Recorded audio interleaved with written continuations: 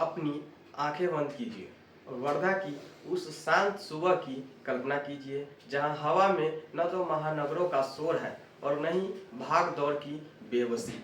महसूस कीजिए उस हल्की ठंड हवा को जो पास की पहाड़ियों से टकरा कर आती है और आपके चेहरे को सहला जाती है।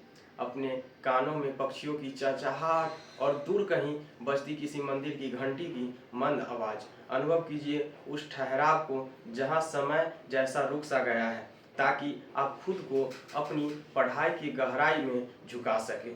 अब अपनी आंखें धीरे धीरे खोलिए। नमस्कार, मेरा नाम प्रभात है और आप उटपटांग पर देख रहे हैं MGHV लॉ सीरीज का एपिसोड 21। यह वीडियो केवल शैक्षणिक मार्गदर्शन के लिए है। इसे किसी प्रकार का आधिकारिक विज्ञापन या कानूनी सलाह न माना जाए। आज हमारा विषय बहुत ही खास है, क्योंकि यह केवल एक कॉलेज के बारे में नहीं बल्कि उस मिट्टी के बारे में है जहां यह स्थित है। वर्धा पढ़ाई के लिए एक स्वर्ग है, क्योंकि वर्धा को पढ़ाई के लिए स्वर्ग कहा जाता है। जब आप लॉ जैसे गंभीर विषय की पढ़ाई करते हैं तो आप केवल किताबों की ज़रूरत नहीं होती, आपको एक माहौल की ज़रूरत होती है। वर्धा वह शहर है जहां महात्मा गांधी ने अपनी जीवन के महत्वपूर्ण वर्ष बिताए हैं। यहाँ की हवा में आज भी सादगी और सत्य का वास है।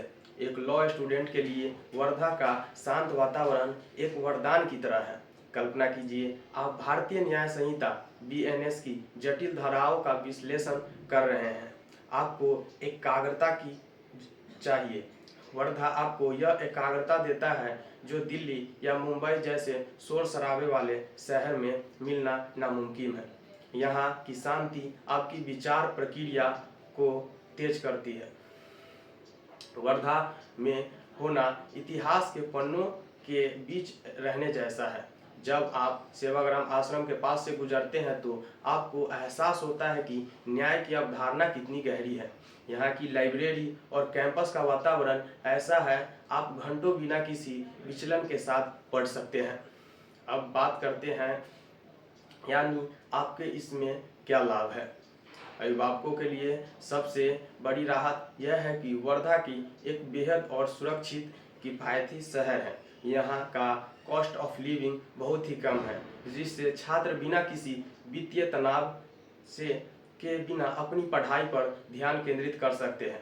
छात्रों के लिए फ़ायदा यह है कि यहाँ का माहौल आपको संयम सिखाता है। कानून की पढ़ाई में धैर्य और संयम सबसे बड़े हथियार है और आपको वर्धा के ये स्वाभाविक रूप से सिखा देता है। 2026 के इस दौर में जहां हम डिजिटल डिटॉक्स की बात करते हैं, वर्धा आपको यह प्राकृतिक डिटॉक्स देता है। यहाँ आप सिर्फ कानून की किताबें ही नहीं पढ़ते बल्कि भारतीय समाज को जड़ों से भी समझते हैं।